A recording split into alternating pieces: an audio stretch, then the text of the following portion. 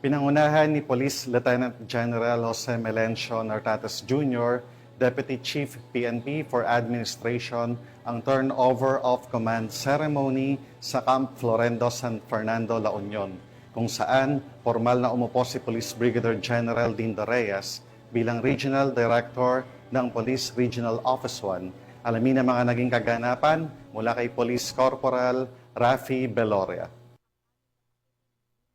Isayang turnover of command ceremony ang naganap noong ika-21 ng Hunyo taong kasalukuyan sa Camp Brigadier General Oscar M. Florendo, Parayan, San Fernando City, La Union, kung saan formal na tinanggap ni Police Brigadier General Dindo R. Reyes ang kanyang tungkulin bilang Regional Director ng Police Regional Office 1. Humalili si Police Brigadier General Dindo R. Reyes kay Police Brigadier General Lou F. Evangelista na naglingkod ng 1 taon at 6 na buwan sa parehong posisyon. Sa ilalim ng kanyang pamumuno, nagtagumpay ang Police Regional Office 1 sa pagpapaigting ng kapayapaan, seguridad at mga makabulahang inisyatiba gaya ng Police Community Academy at modernisasyon ng kagamitan at pasilidad. Pinangunahan naman ni Police Lieutenant General Jose Melencio C. Nartates Jr., Deputy Chief PNP for Administration ang seremonya bilang kinatawan ng hepe ng Pambansang Pulisya ng Pilipinas na si Police General Nicolas de Torre III. Dumalo sa okasyon ang mga opisyal mula sa iba't ibang ahensya ng pamahalaan, buong puwersa ng PRO1 at mga panauhing nagbibigay suporta sa lokal na kapulisan.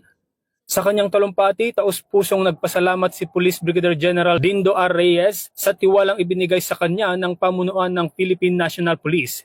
Ibinahagi rin niya ang kanyang malinaw na direktiba sa Police Regional Office 1. Ang ating pulis ay dapat maaasahan, malalapitan at mapagkakatiwalaan. Maging pulis tayo na iginagalang hindi dahil sa takot, kundi dahil sa tiwala, aniya. Ipinahayag din niya ang buong suporta sa mga tagubilin ng Chief PNP at ang kanyang layunin na higit pang patatagin ang presensya ng pulisya sa mga komunidad ng Ilocos Region.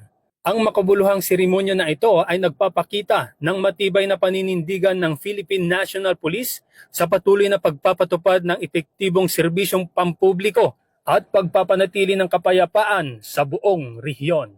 Mula dito sa Ilocos Region, ako ang inyong PNN correspondent, Police Corporal Rafi Beloria, alagad ng batas, tagataguyod ng Balitang Pulis.